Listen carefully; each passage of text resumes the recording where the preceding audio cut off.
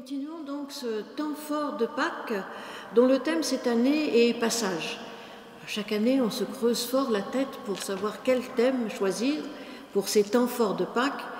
Et finalement, alors que James s'apprêtait à passer de Montpellier à Paris, eh bien, il nous a laissé ce thème de passage, ce qui pour Pâques, et probablement vous nous en direz quelques mots, est quand même presque une évidence. Voilà, puisque aussi nous sommes tous de passage dans ce temple. Et je voudrais donc accueillir aujourd'hui Michael Yankou qui va nous faire une conférence. Michael Yankou qui est de passage, mais qui est montpelliérain tout de même depuis un certain temps. Et donc, Michael Yankou, qui est directeur de l'Institut Maïmonide, qui fête d'ailleurs cette année ses 25 ans, je crois. Donc, et vous pourrez nous en dire quelques mots sur cet institut. Et Michael Yankou qui vient nous parler donc de Pâques, de passage, de la ville de Montpellier, qui est aussi un lieu de passage. Et nous sommes heureux aussi d'accueillir la présence de M. Alain Zilberman, qui est président du consistoire régional. Merci à vous, monsieur, d'être ici ce soir. Et donc, je vous passe la parole. Encore un passage. Bonsoir à toutes et à tous. Vous m'entendez bien? C'est un insigne honneur et un grand plaisir, et aussi beaucoup d'émotion, de me trouver dans ce haut lieu de la mémoire historique et religieuse montpelliéraine. C'est un honneur de me trouver parmi vous, enfants d'Israël, car la fraternité d'Abraham, frère en Abraham, affinité élective, c'est un bonheur parce que, en tant qu'historien, en tant que juif, je mesure l'invitation qui m'est faite de m'exprimer dans cette maison de prière. Nous sommes unis par la fraternité d'Abraham, nous prions le même Dieu, nous avons l'espérance, et c'est ainsi que les différentes notes de la Tikva, qui est aussi l'hymne israélien, l'espérance, résonne en nous pour un avenir meilleur, radieux. Si l'on ne devait retenir qu'un ou deux mots pour ce qui est du peuple à la loi mosaïque, ça serait sans nul doute le mot de transmission et le mot d'espoir, d'espérance. Merci Madame le Pasteur pour votre invitation. Je salue également la présence de mon ami Alain Zilberman, qui est président du consistoire régional.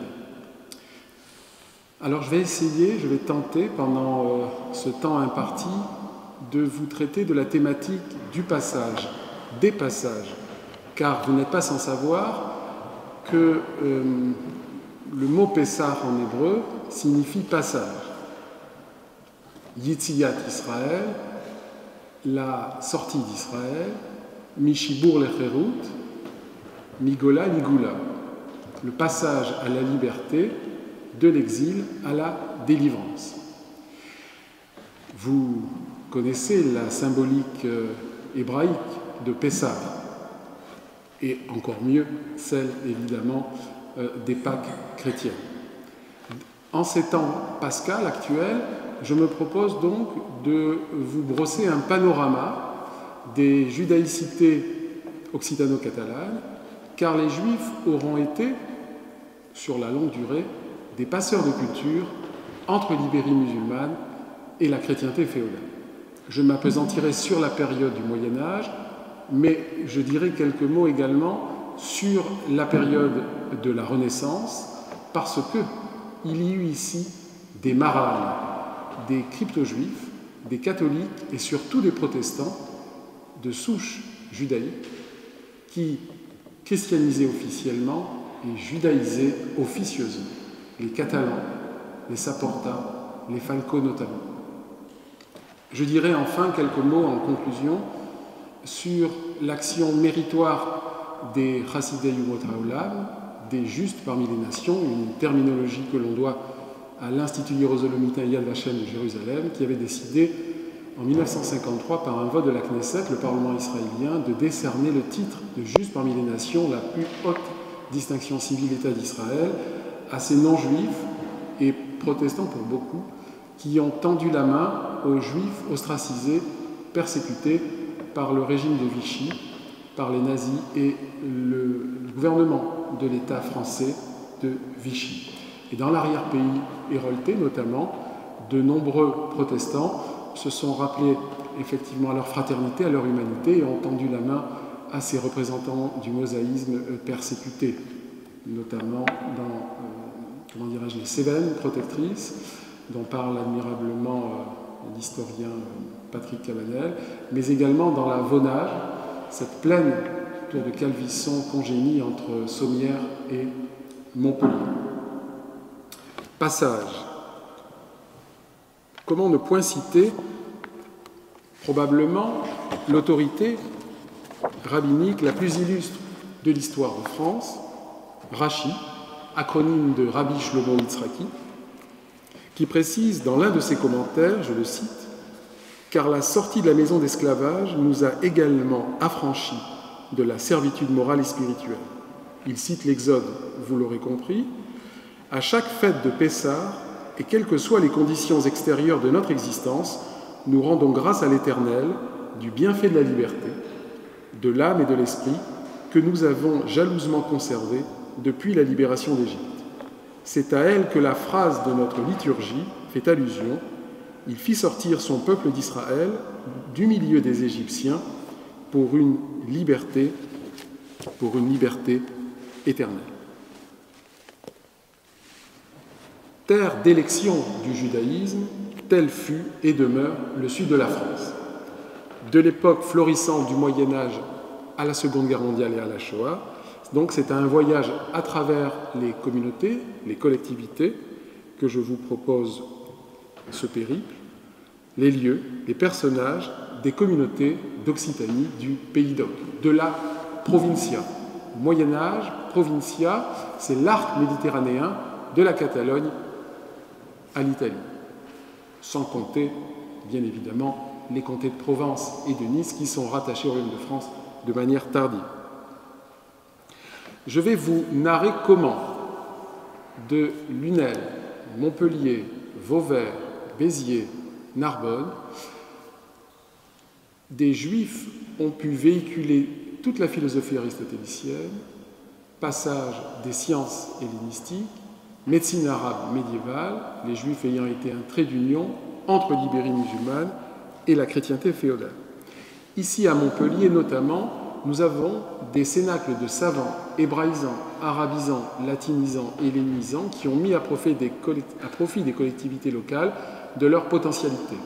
Les Juifs ont joué un rôle indubitable, considérable dans la science, les sciences, la science du judaïsme notamment, Talmud, Kabbale. Talmud, c'est effectivement l'exégèse, les commentaires des rabbins sur la Bible hébraïque, sur la parole révélée sinaïtique, et Kabbale, le mysticisme juif, les premiers documents kabbalistiques de l'histoire de l'humanité émanant au XIIe siècle de l'Académie du rabbin du docteur de la loi Avram ben David, acronyme Rabad, et de son fils Isaac l'Aveugle, dans la petite cité occitane de Posquière, qui s'appelle aujourd'hui Vauvert. Et si vous décidez de faire une balade en week-end dans le Gard, vous constaterez la présence hébraïque fort ancienne, avec une rue des Juifs.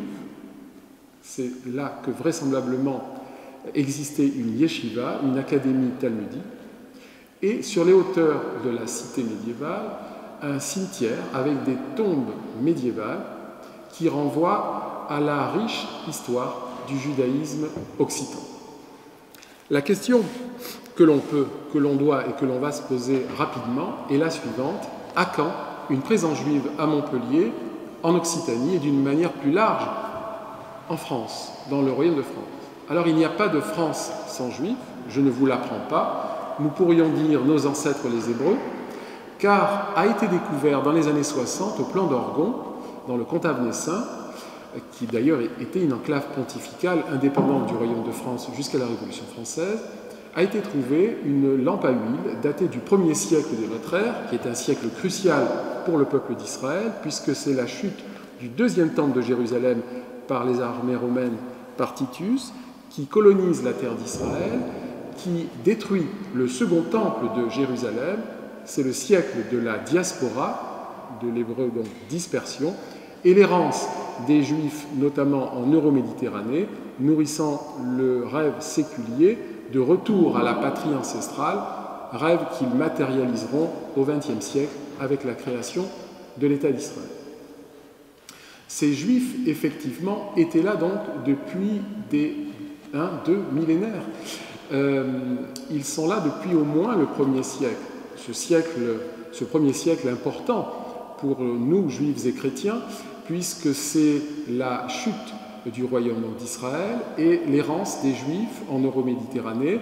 Et suivant les vainqueurs, les Romains, l'une des légions romaines était composée quasi exclusivement d'Hébreux, ils vont amener en Euroméditerranée deux nouveaux courants judaïques qui remplacent le culte du temple, le judaïsme synagogal, qui lentement mais sûrement, n'est-ce pas, devient le judaïsme contemporain, et les Juifs de Jésus, qui lentement mais sûrement, par une série d'événements importants, deviendront l'Église, le christianisme, n'est-ce pas? Bon. Alors, effectivement, nos Juifs en Occitanie, en France, sont là depuis toujours. Les représentants de la loi mosaïque sont présents en France depuis au moins le 1er siècle de notre ère. Pour ce qui est de notre Occitanie, de notre Languedoc-Roussillon, on va laisser de côté Toulouse, bien que nous fassions partie de la grande région, on va effectivement se concentrer sur le Languedoc-Roussillon.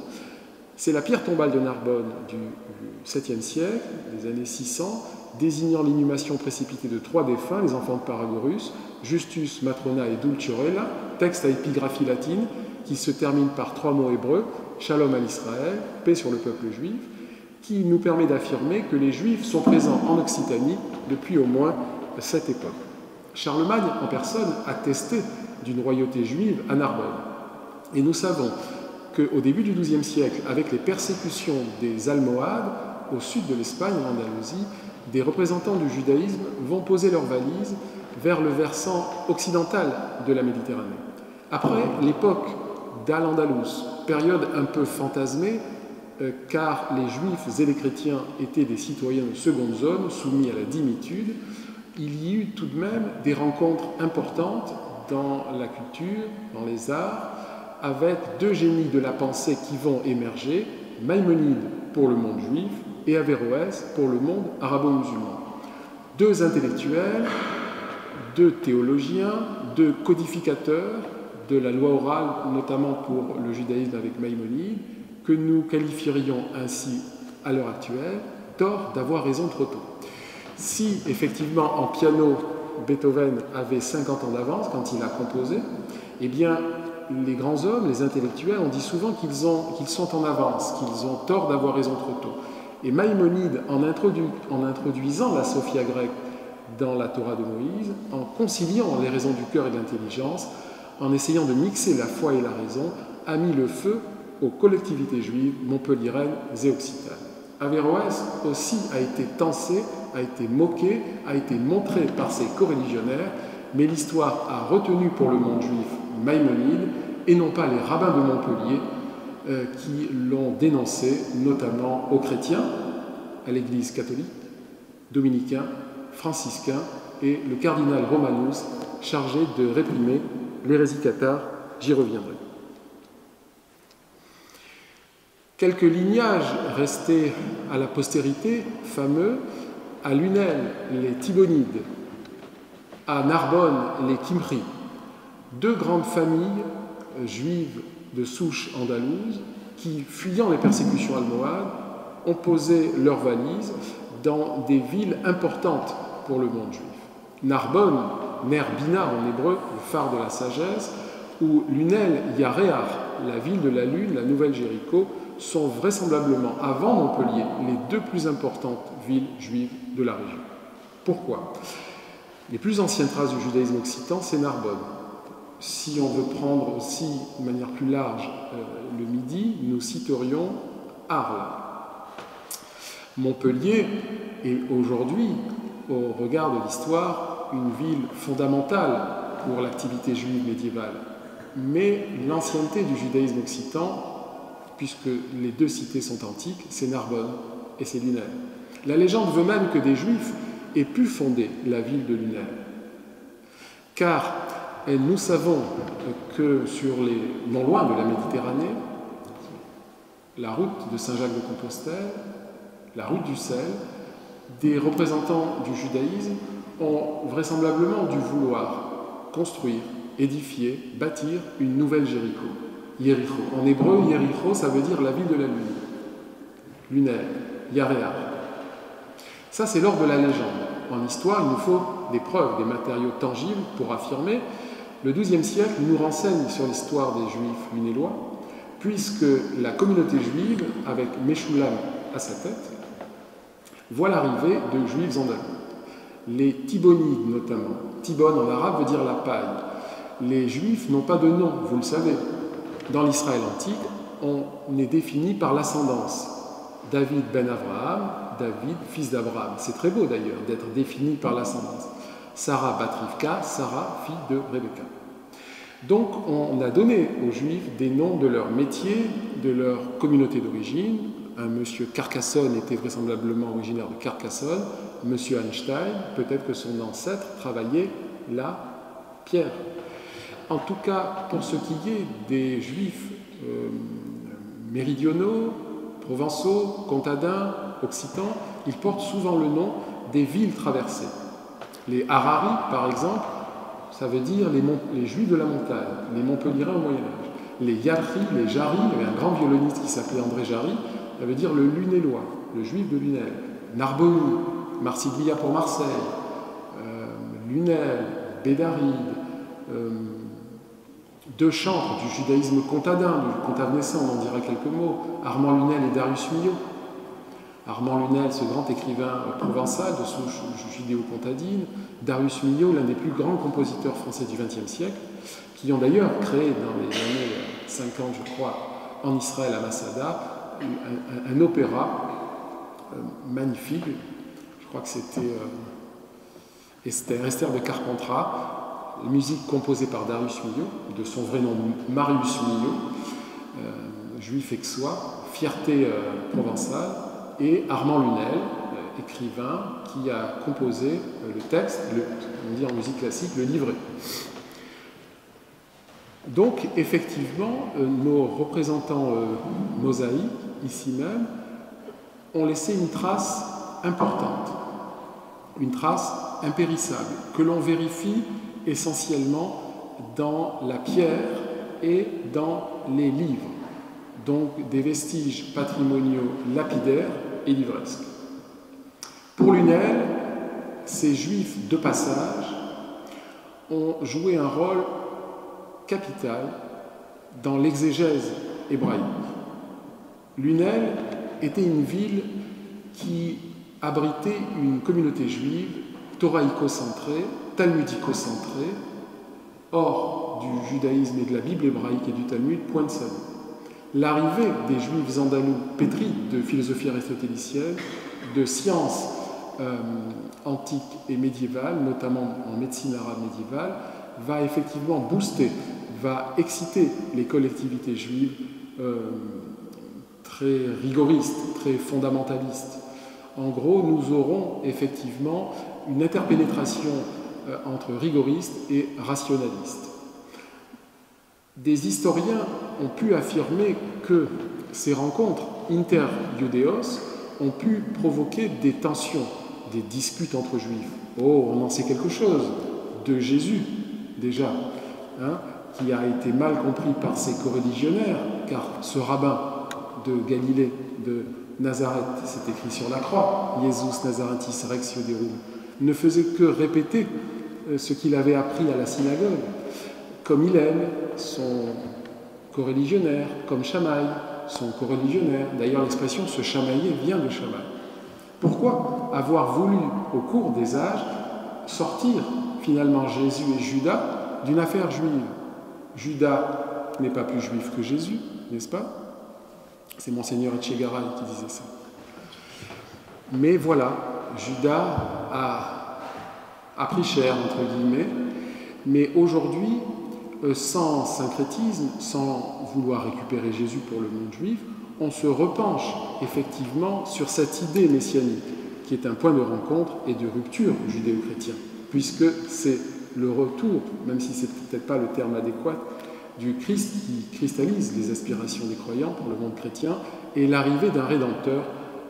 On attend toujours Mashiach, le Messie, pour le monde juif.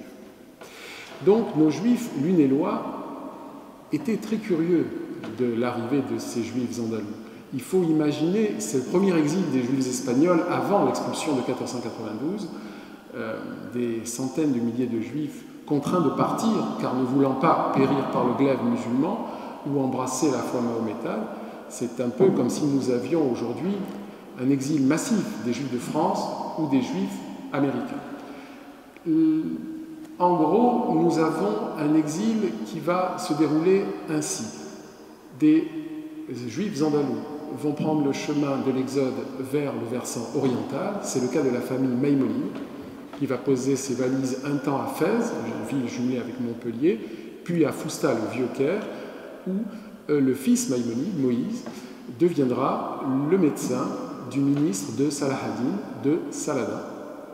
Quand d'autres juifs andalous, cette internationale andalouse, pour paraphraser Moshe Hidel, professeur à l'Université de Jérusalem, universitaire de renom, que l'on a reçu à plusieurs reprises à l'Institut Maïmonide, cette internationale andalouse va également poser ses valises vers le versant occidental de la Méditerranée, et notamment à Vauvert, Lunel et Montpellier. À Lunel, c'est le lignage donc des Thibonides. Judas Yehuda, l'ancêtre exilé, traducteur des œuvres de Saadia Gaon et Yehuda Halevi, de souche grenadine, qui a une statue d'ailleurs en Andalousie, s'installe à Lunel, et son fils Shmuel n'a pas démérité, puisqu'on lui doit ni plus ni moins que la traduction de l'arabe en hébreu du Guide des Égarés, de la traduction de l'arabe avec des lettres hébraïques du Moré Nevuchim, de l'arabe en hébreu. Car cet ouvrage phare de Maïmonide, qui entendait concilier les raisons du cœur et de l'intelligence, la foi et la raison, avait été écrit en arabe avec des lettres hébraïques, car les juifs n'étant pas musulmans, n'avaient pas le droit d'écrire dans la langue du prophète. Donc, les langues étant cousines, Maïmonide a écrit le Dalalat al-Hayrin en arabe, le Moré Nevuchim, Guide des Égarés, mal traduit par Guide des Égarés, c'est plutôt Guide des Perplexes, et ça plaisait beaucoup d'ailleurs à Georges Frêche, parce que quand on est égaré, on a déjà perdu son chemin, mais quand on est perplexe, on ne s'est pas encore trompé. Donc on a une possibilité de faire marche arrière, faire un retour, faire une repentance, une teshuva. Donc effectivement, nous avons avec la traduction du Guide des Égarés, du Guide des Perplexes, l'année même de la mort de Maïmonide en 1204 à Lunel, une page importante de l'histoire du judaïsme qui s'écrit. Maïmonide est vraisemblablement le juif médiéval le plus illustre. Codificateur de la loi orale, je le disais, médecin de Cordoue, selon Herbert Leporier, l'aigle de la synagogue, était un personnage fascinant. Il aurait simulé une conversion à l'islam pour avoir la vie sauve à Fès, et au soir de sa vie, il est médecin au Caire. Mais il y a un lien ténu entre Maïmonide et Lunel, entre Maïmonide et Montpellier. Lui et son lignage n'avaient pas choisi le versant occidental, mais le versant oriental. Il aurait pu, Maïmon aurait pu venir sur le mont Pellier, sur Ir Ha'a, la ville de la montagne en hébreu, Ir HaKodesh, la ville sainte, Har Ga'ash, la montagne du tremblement. Cette ville de passage qui a abrité une communauté juive importante, jusqu'à 1000 individus pour 10-20 000 habitants au Moyen-Âge, 600 selon la comptabilité des juifs, 1000 pour la comptabilité chrétienne. Ils étaient disposés en deux quartiers distincts, j'y reviendrai, le quartier dit de la Baralerie et le quartier de la rue Salle-l'Évêque. Mais pour Lunel, la traduction du Moré Nevuchim, du Guide des Perplexes, l'année même donc, de la mort de Maïmonide en 1204, va mettre le feu aux poudres des collectivités juives occitanes. Je reviens en arrière. Meshulam voit l'arrivée, président de la communauté, voit l'arrivée des juifs andalous. Aujourd'hui, nous dirions des juifs intellos, alors à charge pour eux de leur enseigner ce qu'ils savent. Les Juifs étant souvent très instruits, non pas par une intelligence supérieure, longtemps les Juifs ont été présentés ainsi à tort, c'est une forme d'ailleurs d'antisémitisme. Non, parce qu'il y a cette gymnastique intellectuelle dans le judaïsme qui vient du Talmud, parce qu'il y a l'exil et l'exode, les Juifs transportent des nouveaux courants, des nouveaux métiers qu'ils ont rencontrés, qu'ils ont pratiqués dans les espaces traversés, et effectivement, en Andalousie, au lieu de l'intellectualisme, grâce à la période almoravide, eh bien, les Juifs ont énormément de connaissances, de savoir, de potentialités, dont ils vont faire bénéficier les collectivités juives occitanes et le monde chrétien. Apport à la science du judaïsme, Talmud et Kabbale, apport aux sciences exactes. À Montpellier, par exemple, j'y reviendrai, nous aurons des travaux médicaux entre frères aînés monothéistes.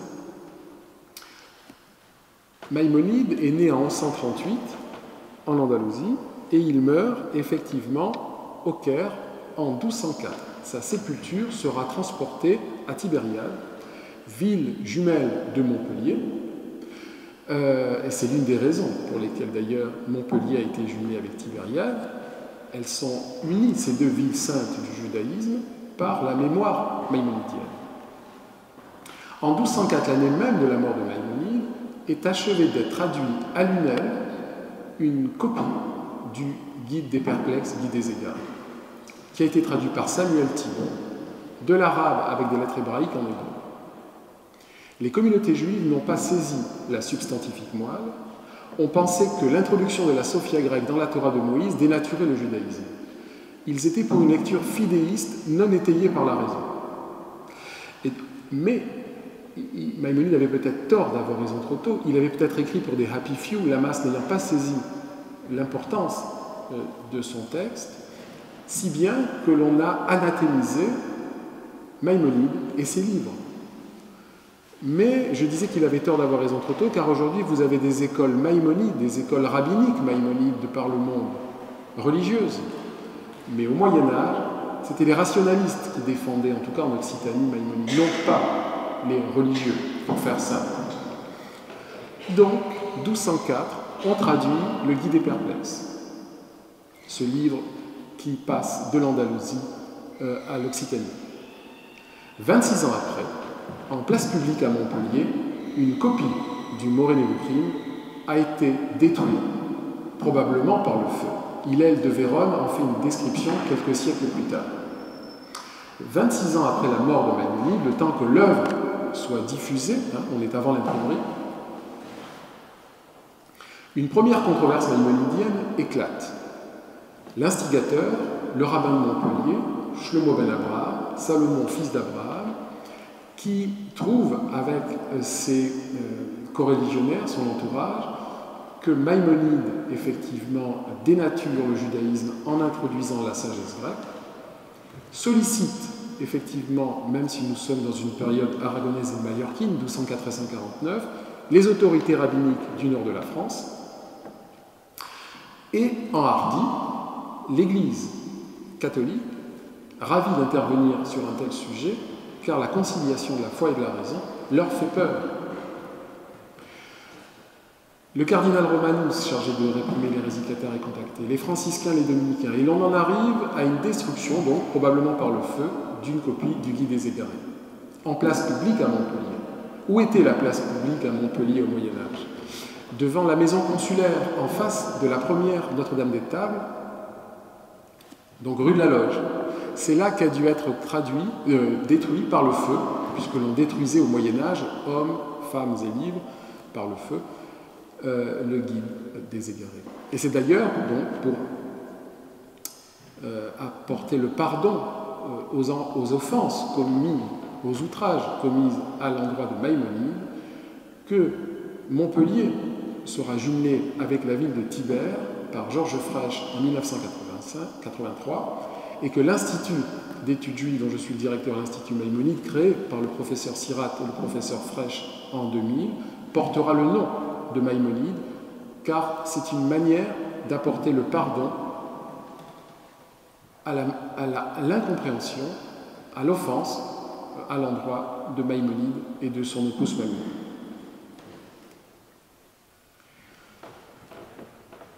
La controverse restera dans les annales, la querelle s'assoupira, elle rebondira 70 ans après, autre époque, autres acteurs. Cette fois-ci, c'est un nouveau rabbin de Montpellier qui est à l'origine, le rabbin Abamari Ayarchi, le rabbin Abamari le Lunélois, qui, nous sommes donc toujours en période aragonaise et mallorquine, 1204-1349, sollicite cette fois-ci le grand rabbin de Barcelone, Shlomo Ben Adret, acronyme Rashba, Rabbi Shlomo Ben Adret, Reshebe Rashba, Rabbi Moïse Ben Maïmonide, Rebene Rambam, acronyme de grands lettrés, de grands savants, de grands chachamim, de grands sages. Au Moyen-Âge, on appelait les sages de Lunel les chachamim de Lunel, la contraction c'est chachmei Lunel, et ici il y avait les chachmei Montpellier, les sages de Montpellier. Rabbi Nathan, Rabbi Yaakov, pour la ville de Montpellier. La description de ces collectivités juives, on le doit aux rabbins itinérants issus de Navarre, d'Espagne médiévale, Binyamin de Tudela, Benjamin de Tudel, qui narre dans son Sefer Hamasaot, dans son livre des voyages, carnet de route, sa rencontre avec les collectivités juives occitano-catalanes. Il parle de Narbonne, de Béziers, de Montpellier, une ville avec de grandes personnalités, des sages, des commerçants, des gens fortunés, et nous avons, grâce à lui, une description relativement correcte des communautés juives, des collectivités hébraïques, des judaïcités occitano-catalanes. À Montpellier, nous avons une communauté bien organisée, vraisemblablement consubstantielle de la fondation de la ville en 985, bien qu'aucun document ne permette de l'affirmer, mais quand nous savons que les Juifs sont aux alentours, à Narbonne, à Lunel, à Béziers, à Latte, ville antique, il est fort à parier que les Juifs sont là dès l'origine. Mais il nous faut là encore, en matière historique, des documents tangibles, des matériaux tangibles, et c'est le testament de Guillaume V, seigneur de Montpellier, en 1121, qui défend à ses héritiers de nommer dans la fonction d'officier de justice des Juifs pour ne point qu'ils s'enracinent. C'est une mention infamante qui sera répercutée par la suite par ses continuateurs, ses héritiers, les différents Guillaume, que l'on a la première trace d'une présence juive dans la ville de la montagne, dans le mont Pessoulani. Alors, ce XIIe siècle nous renseigne sur l'histoire des Juifs à Montpellier. En 1140, la persécution des Juifs par les Almohades, un cortège important, là encore, pose ses valises à Montpellier. 1140, 1160, ce XIIe siècle est décidément très riche, non seulement pour le monde juif, mais surtout pour le monde chrétien, puisque c'est un siècle de renaissance qui va fortement imprégner le monde juif. Nous aurons, avec l'académie rabbinique de Vauvert-Pesquière au Moyen-Âge, l'apparition des premiers documents kabbalistiques, des premiers documents mystiques. J'en dirai quelques mots tout à l'heure.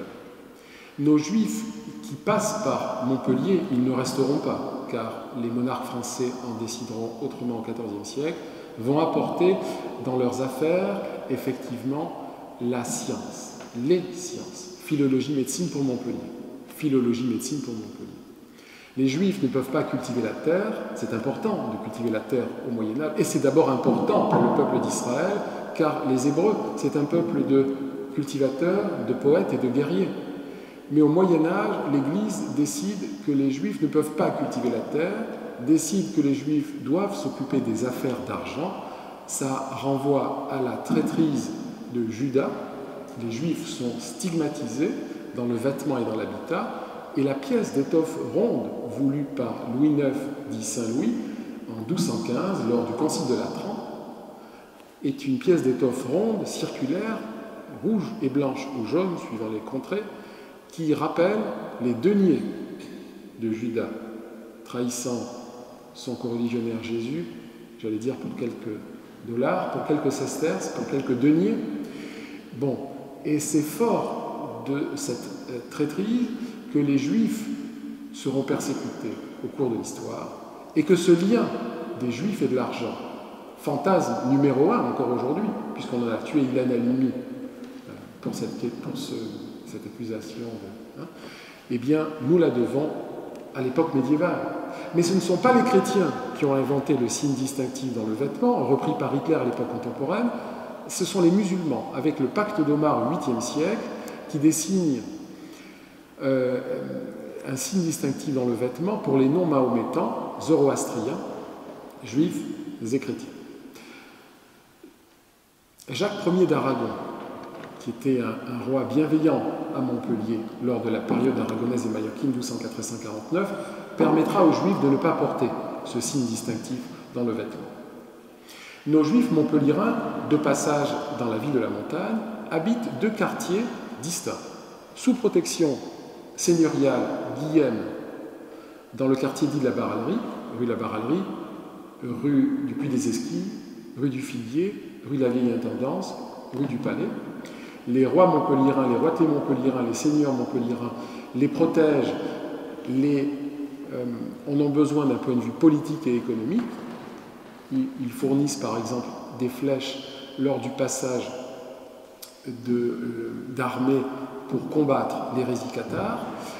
Ils en ont besoin d'un point de vue économique. Ils sont souvent prêteurs. Il y a un petit crédit juif à Montpellier. Quand, un peu plus bas, à Montpellier, ils sont protégés par l'évêque de Maglone, Béranger de Frédol notamment, qui les protège, car Jésus, mais qui les persécute de temps à autre, et notamment au moment des temps festifs pascals, car Judas. Car effectivement, la fin de Jésus est liée à la période pascale. Et donc souvent, l'on a eu des pogroms. Il vaut mieux employer le terme d'émeute anti-juive, et notamment en Provence, contre les Juifs. Ne pas employer le terme de pogrom, il est anachronique. Il apparaît à l'époque contemporaine.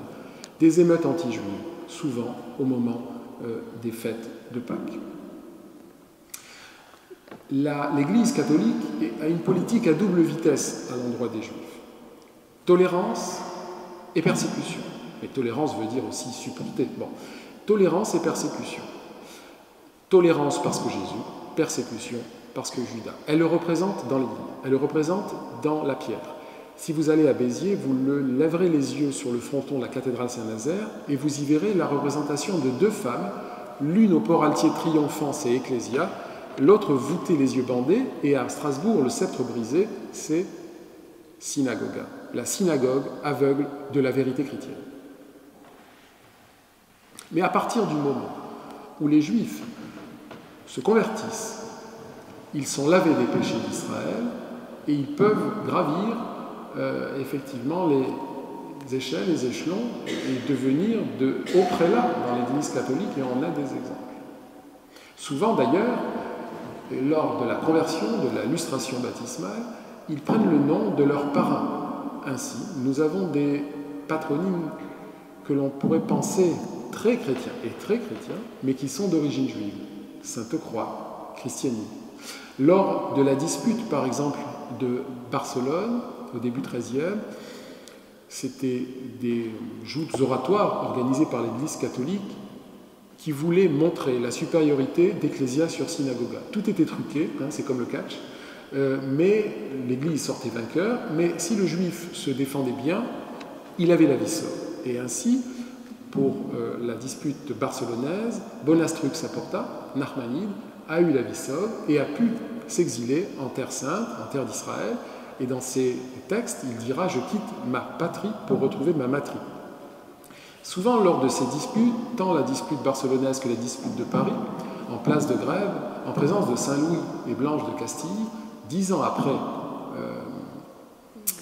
je crois que c'est dans les années 1230-1240, nous avons effectivement des juifs apostats, renégats pour la communauté juive, qui sont devenus chrétiens, qui sont choisis par l'Église pour ferrailler contre le monde juif. Car tant Paul Chrétien, Pablo Cristiani à Barcelone, qui est d'ailleurs un juif montpelliérain d'origine, que Nicolas Donat de La Rochelle pour Paris, étant convertis, ont l'avantage de connaître la Bible hébraïque et les évangiles, l'Ancien Testament et le Nouveau Testament.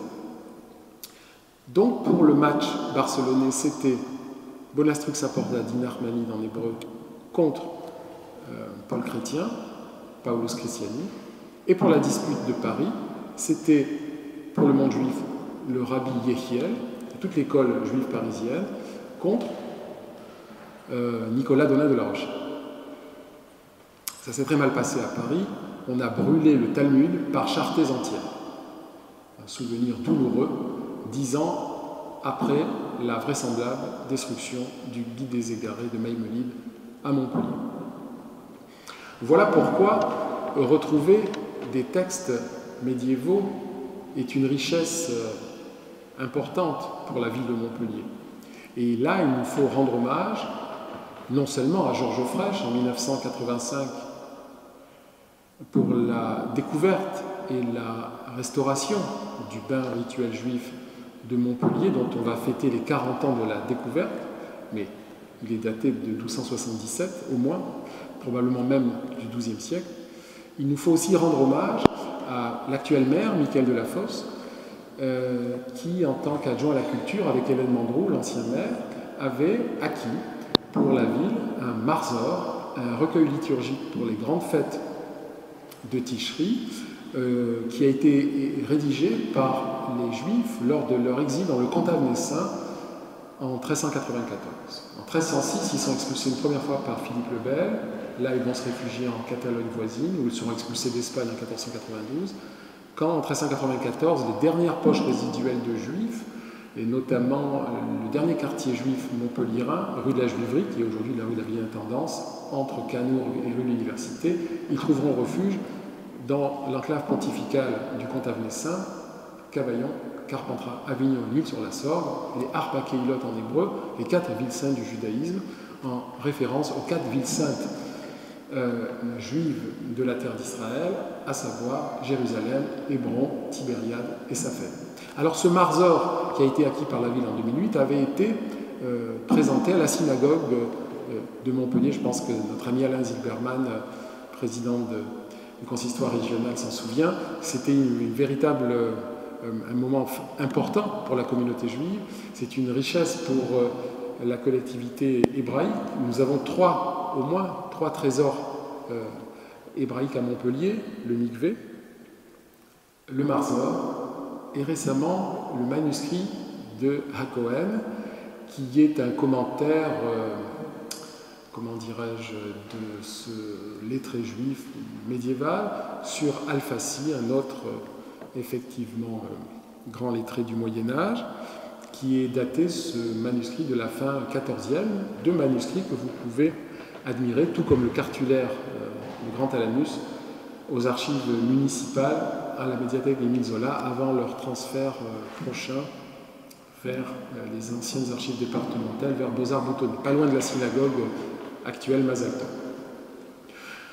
Donc effectivement, nos juifs montpelliérains sont en 2 quartiers distincts. Ils sont sous protection seigneuriale ou ecclésiastique, de 600 à 1000 individus. Ils jouent un rôle important en matière philologique, en matière médicale. Si vous ne deviez retenir qu'une seule chose de l'apport juif au Moyen-Âge, ça serait la médecine, comme en atteste sur le fronton de la fac de médecine les noms des premiers médecins montpelliérains, Shem Tov Ben Yitzhak, Rika Senior, Meshulam.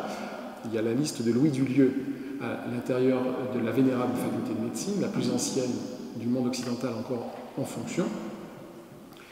Les Juifs qui ont joué un rôle important. Si Montpellier est ce qu'elle est aujourd'hui, elle le doit à son école de médecine médiévale. Les Juifs n'avaient pas le droit d'enseigner, encore moins d'être chanceliers, contrairement à la légende. Ils n'ont pas fondé la faculté de médecine, contrairement à la légende. Mais c'est la médecine judéo-arabe, la médecine juive, qui a été l'un des ciments de la construction de l'université, de l'école de médecine d'abord, de l'université aujourd'hui. Et c'est sans doute fort de ce riche épisode que les professeurs Balmès et Giraud, pendant la Seconde Guerre mondiale et la Shoah, contourneront les lois iniques du gouvernement de l'État français de Vichy, notamment le numerus clausus, et permettront à des étudiants de devenir médecins, des étudiants juifs de devenir médecins. Il y a une belle et riche histoire de la médecine à Montpellier, et l'apport évidemment du monde juif. Mais ils n'étaient pas que philologues, ils n'étaient pas que médecins, ils étaient aussi commerçants.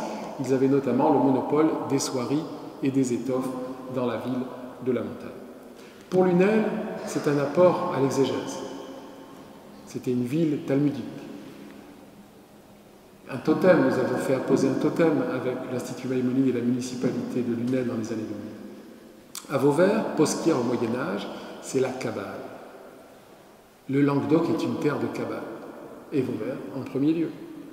Alors, pas la Kabbale chrétienne de Pic de la Mirandole, pas le sens galvaudé, faire une Kabbale contre quelqu'un. Les Kabbales, Kabbalah en hébreu, c'est réception, la compréhension du monde par le sens caché des mots. Le XIIe siècle est un siècle de renaissance dans les milieux chrétiens qui influence le monde juif. C'est une terre, c'est une époque de foisonnement intellectuel. Les juifs ne veulent pas être en reste et disent on ne va pas être à la traîne des chrétiens, nous aussi on va consigner noir sur blanc sur parchemin nos connaissances.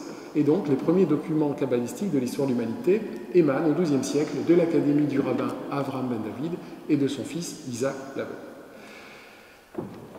Les racines sont à chercher vers le Proche-Orient, vers la terre d'Israël, mais effectivement, les premiers documents, nous les avons au XIIe siècle, dans notre Occitanie, puis ensuite elle fleurira en Espagne avant l'expulsion de 1492 par Isabelle et Ferdinand, et se développera effectivement dans des villes importantes comme Saint-Jean d'Acre, à Caux et en Galilée, avec l'école, une école juive française, mais parisienne notamment, qui va se reformer, et notamment avec Yitzhak Luria, acronyme Hari, la Terre Sainte au temps des kabbalistes. Je renvoie à ce beau petit ouvrage aux éditions, je crois, du CERF, Albin Michel, présence du judaïsme, de Gérard Nahon, grand savant, c'est un pléonasme, du judaïsme français.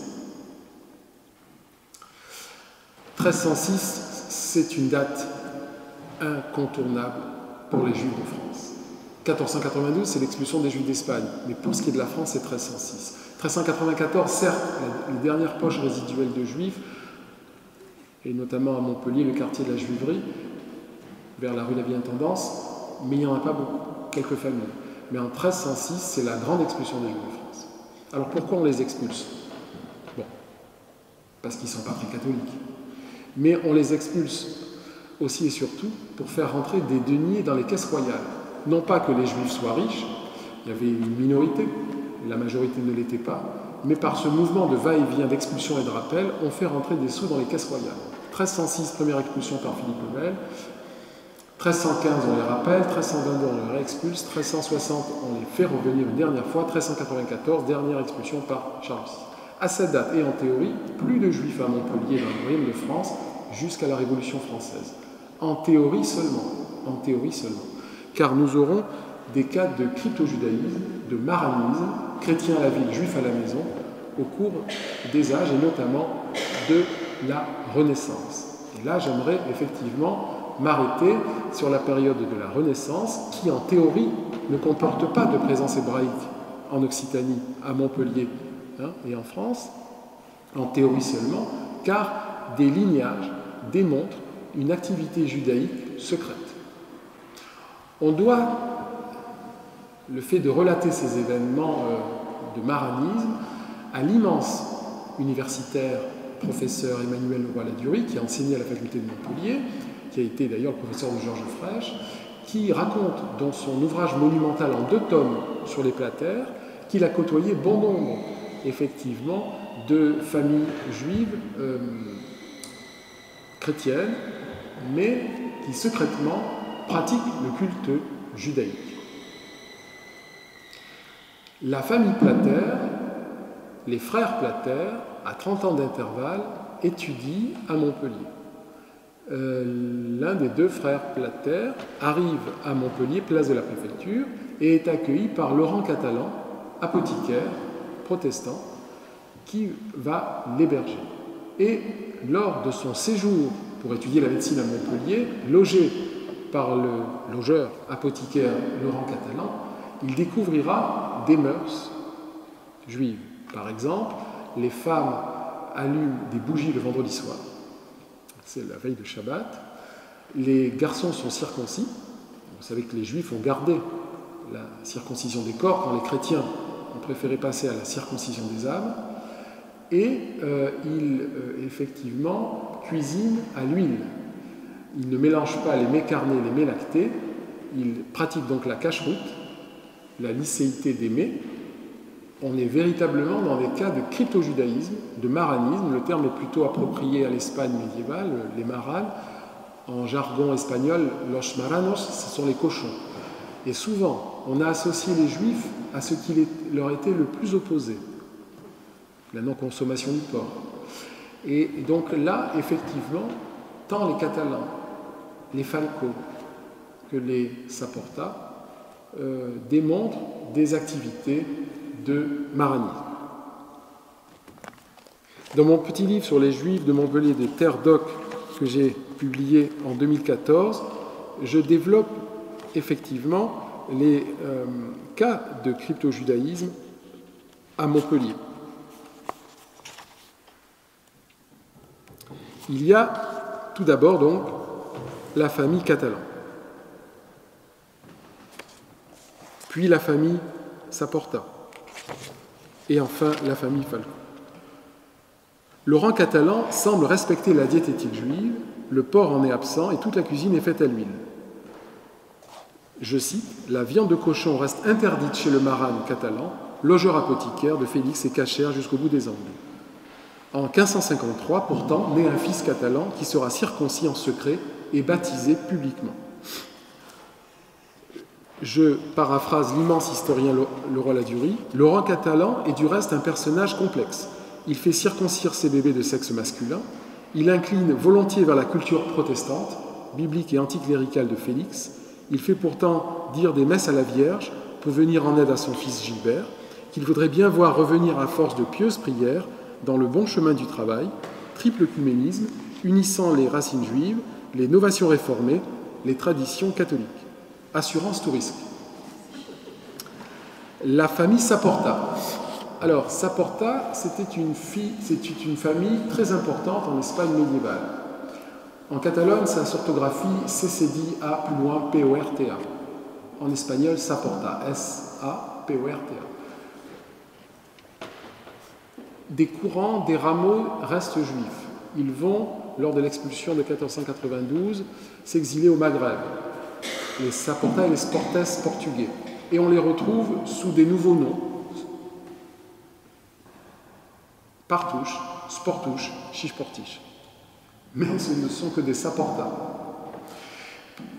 Une partie de ces Saporta embrasse la foi chrétienne, contrainte et forcée, conversion de force, et ces descendants chrétiens Saporta que l'on a à Montpellier. Dans une longue introduction, Hugues-Jean de Dianou, grand effectivement intellectuel, aujourd'hui décédé, examine la provenance aragonaise des Saporta de Montpellier, Saragosse, Monzón, Mérida, Huesca, qui appartiennent à un réseau marane, le rameau, fixé en Languedoc, et qui s'installera également en Provence, va conserver cette orthographe de Saporta. Antoine était étudiant en médecine à Montpellier lorsque Rabelais y fit 2 séjours studieux en 1530-32 et en 1537-38. En 1539, il devient régent, doyen en 1556, et la même année, chancelier en remplacement de Guillaume Romblay, le rondibiliste de Rabelais. Il fut alors médecin ordinaire d'Antoine de Bourbon et Jeanne d'Albret, reine de Navarre, et se déclare protestant vers 1560. Louis Dulieu a souligné que le passage, je cite, d'Antoine Saporta dans l'université de médecine fut bénéfique pour tous. Tandis qu'il était chancelier en 1567, les professeurs furent choisis définitivement sur concours. Antoine Saporta sut apaiser les tensions ayant existé jusque-là entre apothicaires et médecins. Félix Plater lut comme patron. Citons Leroy Ladurie parce que c'est croustillant. Le piston marane, ou plus exactement judéo-catholique, voire judéo-protestant, a joué un certain rôle en tout cela. Le patron officiel de Félix en termes universitaires, autrement dit son tuteur et conseiller permanent, son père intellectuel, officiellement reconnu par les autorités locales, sera le docteur et doyen Antoine Saporta,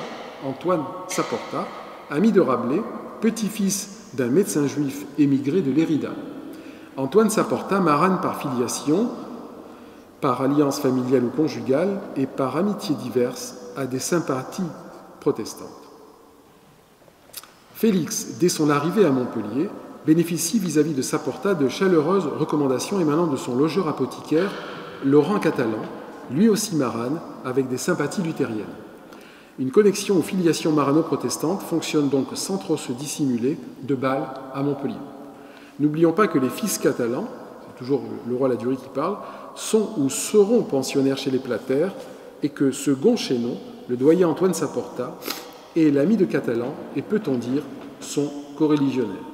Alors, Antoine Saporta aurait fait 2 unions dans le milieu marane, épousant d'abord Isabelle Labia, qui était une famille de Gérone, puis Jeanne de Sauce. Alors, sur cette deuxième épouse parvient le témoignage de Félix. On n'a pas le temps effectivement de développer, mais le passage des maranes au protestantisme a bien été relevé par Félix Plater, venu à Montpellier plus tard de 1593 à 1599. La maranité des Saporta était bien connue, sans doute encore dans la ville de Montpellier à la fin du XVIe. Plus tard, on retrouve les Saporta dans une autre ville de culture, une autre ville universitaire, Aix-en-Provence, qui était la capitale du comté de Provence, rattachée au royaume de France en 1501, un peu avant 1501, et les Juifs seront expulsés au début du XVIe siècle. Et les Juifs de Provence, on les retrouve en Sicile, en Sardaigne notamment. Les Juifs provençaux, qui étaient aussi des intellectuels, mais peut-être de moindre importance qu'en Occitanie, car il y avait une moindre liberté de pensée, on les retrouve donc en Sardaigne et dans l'île cosmopolite sicilienne. J'irai pas jusqu'à dire que souvent les Juifs ont bien tourné. En tout cas, là, voilà un exemple d'une lignage juif qui a mal tourné, puisque l'une des familles provençales s'exilant en Sicile deviendra une célèbre, tristement célèbre famille mafieuse, les Provenzano, les Provençaux. Mais généralement, les Juifs, ce sont des médecins, ce sont aujourd'hui des avocats, ce sont des commerçants. C'était pour vous faire sourire. Le dernier exemple de crypto-juifs à Montpellier, c'est la famille Falco. Louis Dulieu a écrit « Laurent Ier catalan était un marane, il était apparenté à Jean Falcon, professeur à l'université de médecine, qui lui légua des livres et une propriété à Vendargues, non loin donc de Montpellier. Ce professeur et doyen dont la chaire fut déclarée vacante en 1542 était sans doute marane. Un Ferdinandus Falcon avait été, avec 6 autres judaïsants, ou supposait-elle, qui avaient fui la localité de Barbastre en Aragonne, l'objet d'un procès de la part de la, entre guillemets, très sainte Inquisition en 1490-93. Voilà pour ce petit arrêt sur image sur écoute, concernant les maranes, les crypto-juifs à Montpellier à la Renaissance. Sinon, peu de traces de la présence hébraïque jusqu'à la Révolution française. Un exemple, quand même, un témoignage que m'a transmis mon ami Alain Jansac, qui est l'ancien architecte en chef de la ville de Montpellier, à qui l'on doit la rénovation du domaine Bonnier de la Mousson et surtout la découverte du mikvé sur les indications de différents historiens, dont mon père Carolien. C'est la conversion d'une juive comtadine à Notre-Dame-des-Tables en 1707. Vous savez qu'il y a eu 2 Notre-Dame-des-Tables. La première qui a fonctionné jusqu'au XVIIIe, la seconde qui existe encore. Eh bien, nous avons la conversion d'une juive comtadine vers le christianisme à Notre-Dame-des-Tables, avec le faste, effectivement, qui va avec, des parrains choisis dans la meilleure, effectivement, société chrétienne locale, conformément aux usages, la lustration, effectivement, baptismale de cette demoiselle qui, effectivement, s'appelait,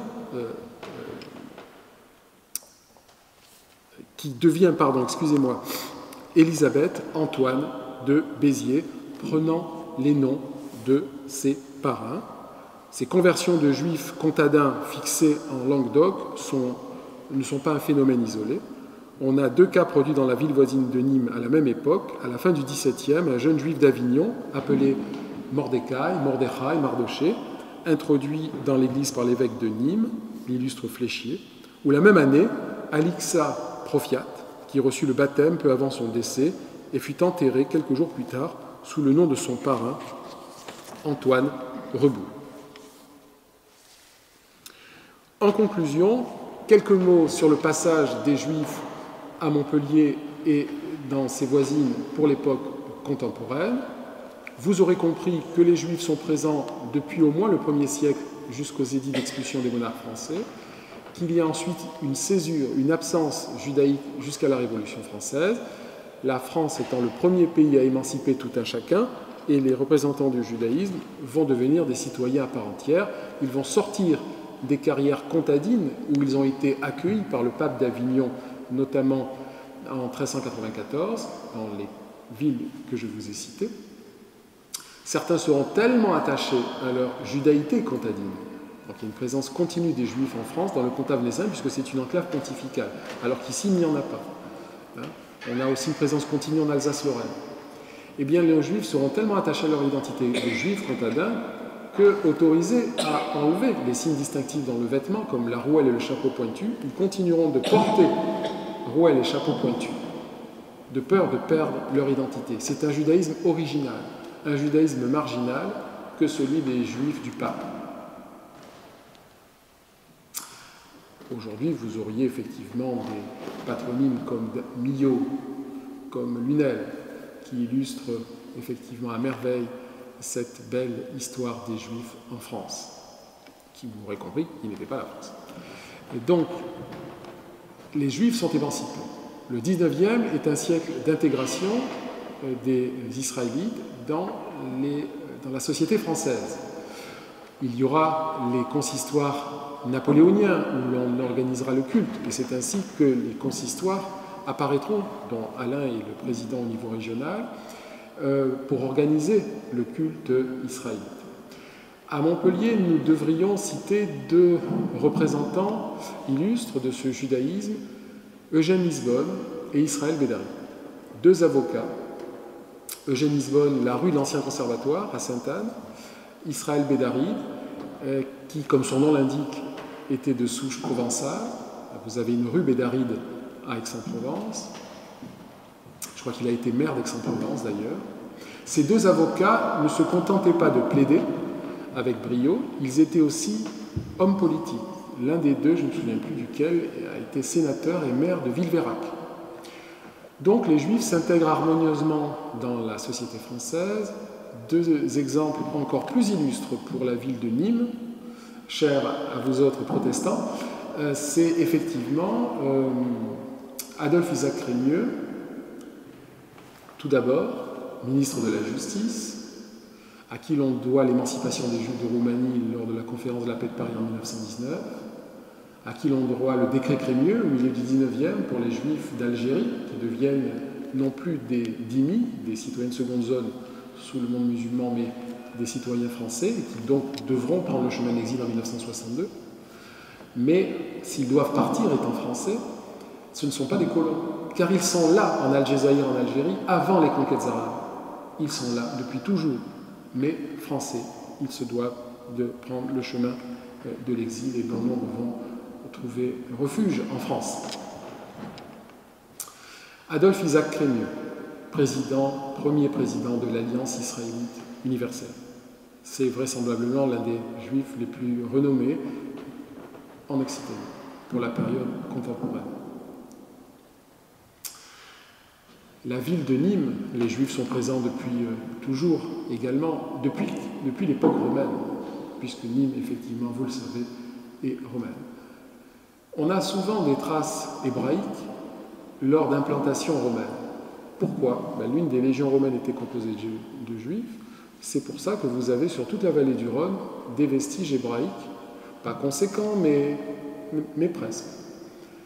À Saint-Paul-Trois-Châteaux, une partie de la synagogue, vous avez des pierres tombales. Bon, effectivement, en Arles aussi, et surtout,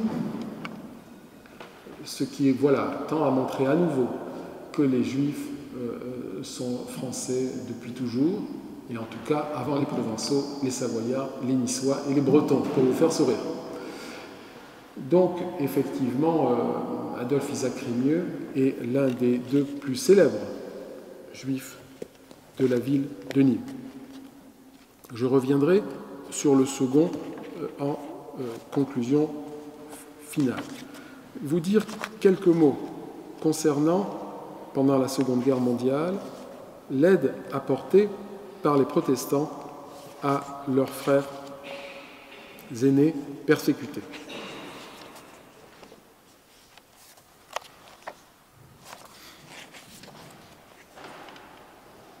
Les persécutions, les protestants connaissent, vous connaissez, les guerres de religion.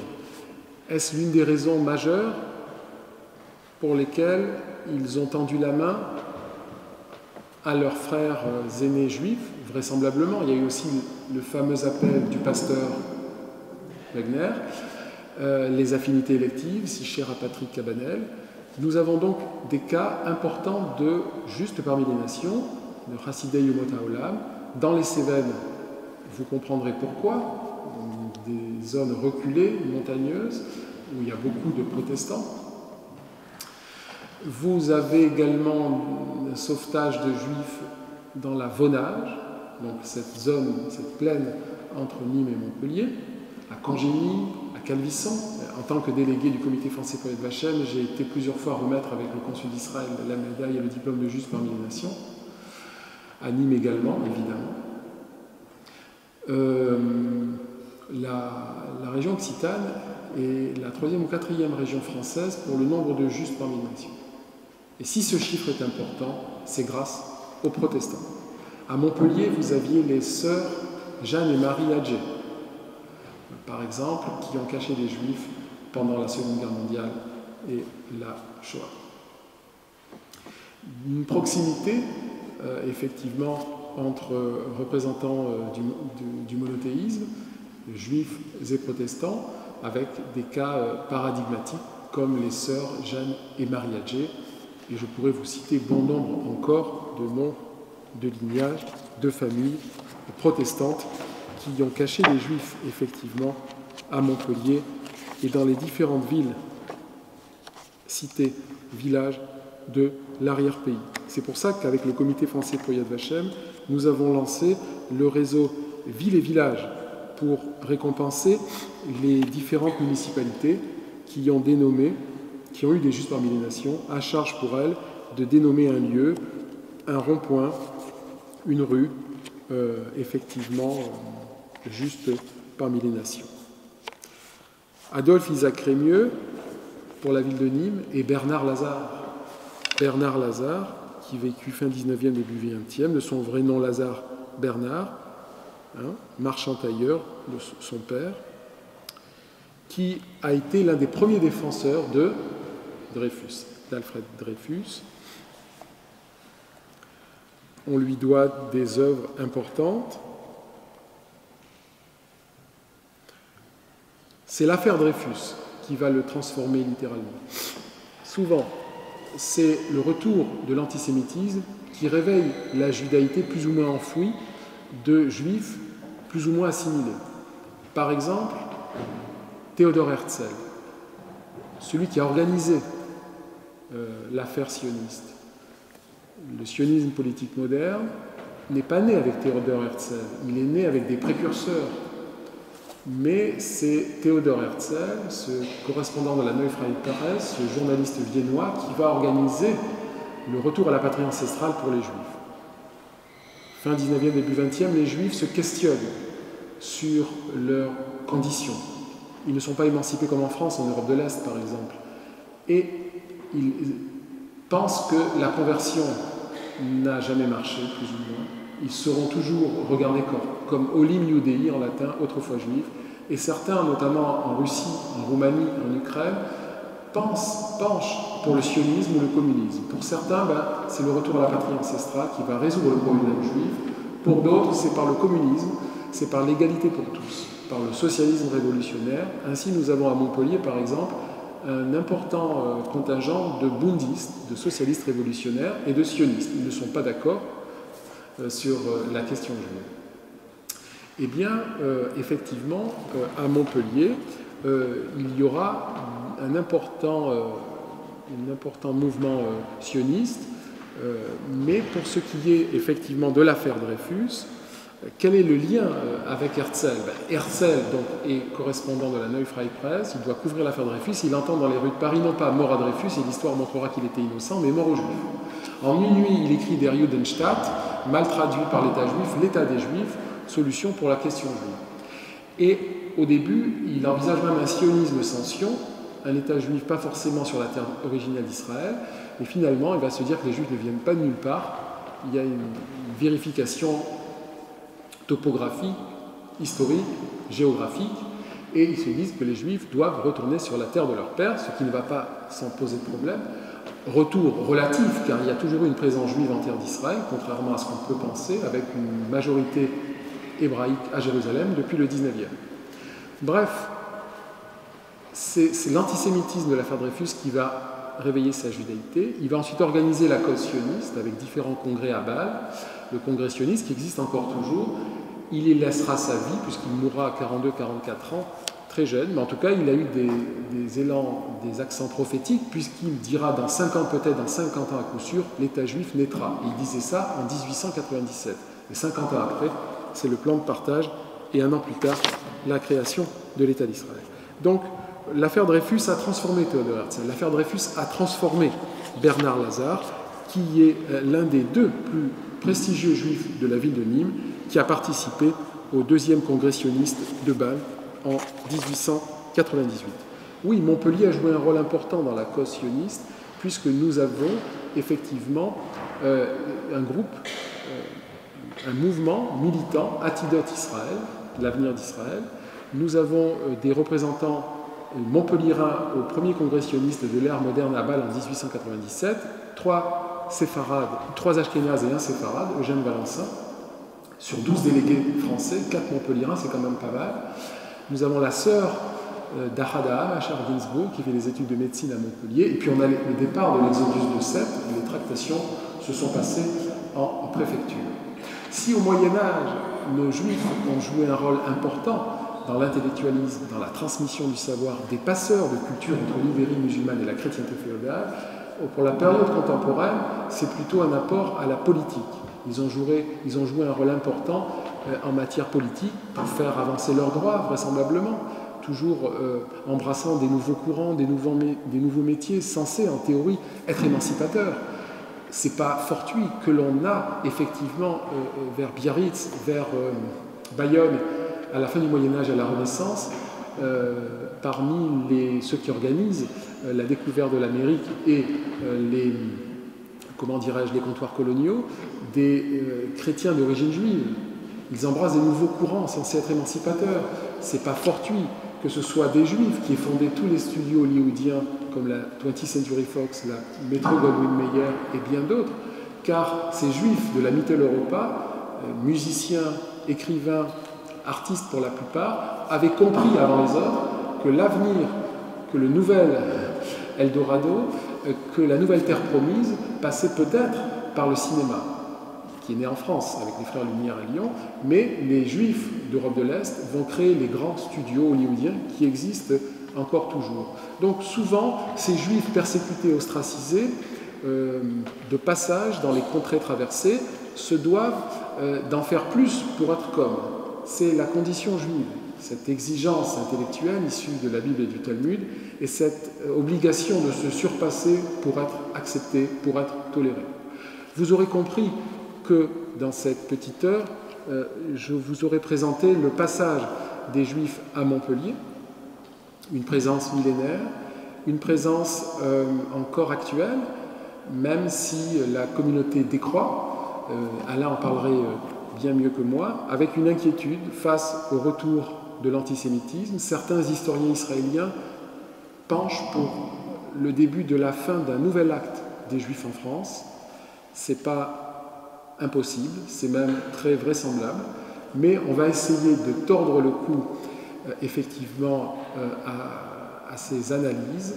On va continuer d'y croire, c'est quand même l'espérance, et en cela, nous voulons effectivement être devins et voir dans le futur que les Juifs seront encore présents à Montpellier et en France. N'oublions pas qu'à Montpellier, nous avons les professions de Nostradamus. On en pense ce qu'on veut, mais en tout cas, Michel de Notre-Dame, Michelet de Nostre-Dame, a été étudiant à la faculté de médecine de Montpellier, selon Rondelet, un piètre médecin, qu'il a d'ailleurs renvoyé, ce qui ne l'empêchera pas de devenir médecin de Salon de Crau en Provence. Michel de Nostre-Dame, qui était chrétien, mais dont l'ascendance maternelle et paternelle est juive. Nostradamus.